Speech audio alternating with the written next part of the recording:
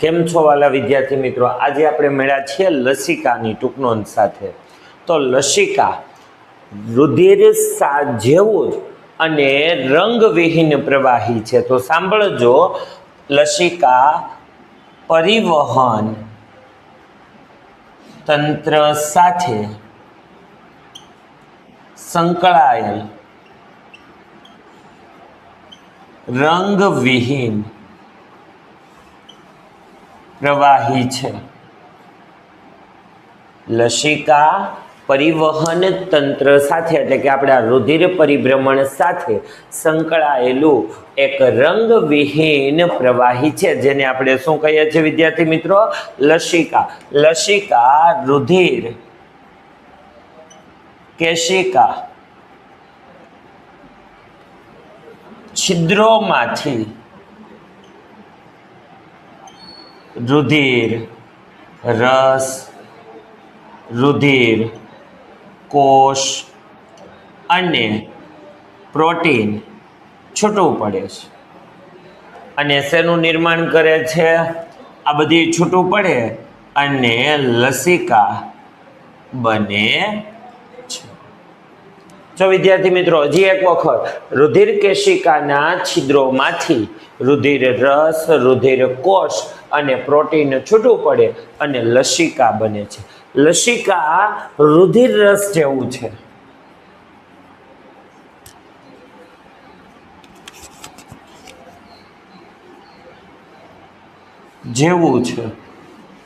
પણ તેમાં પ્રોટીનનું પ્રમાણ ઓછું છે. લસિકા રુધિર રસ જેવું જ છે, પણ એની અંદર પ્રોટીનનું પ્રમાણ આપણને ઓછું જોવા મળે છે. અને સૌથી અગત્યનો પોઈન્ટ, લસિકા બાહ્ય કોષીય અવકાશમાંથી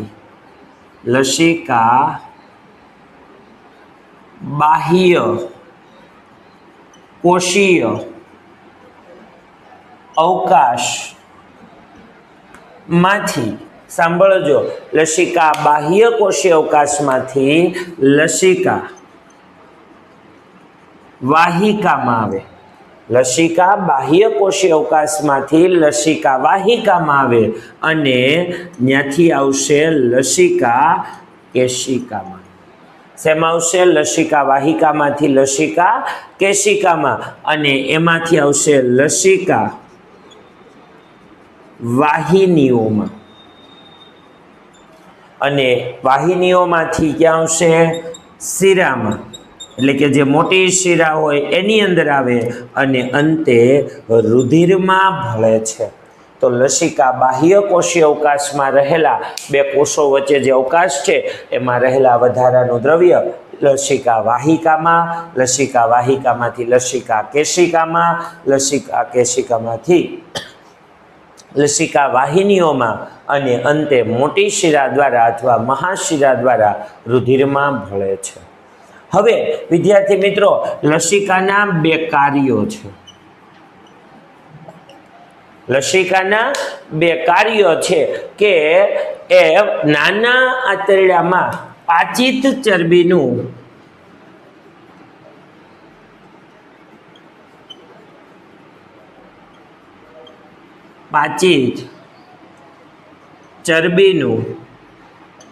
શોષણ અને વહન કરે. આ એક પહેલું કાર્ય છે. નાના આંતરડામાં પાચિત ચરબીનું શોષણ અને વહન કરે. અને બીજું કાર્ય, આંતરકોષીય દ્રવ્યને વહન કરી રુધિરમાં ભેળવે. હવે વધારે જો વિડીયો તમને સારો લાગ્યો હોય તો લાઈક, શેર અને સબસ્ક્રાઈબ કરો. Thank you.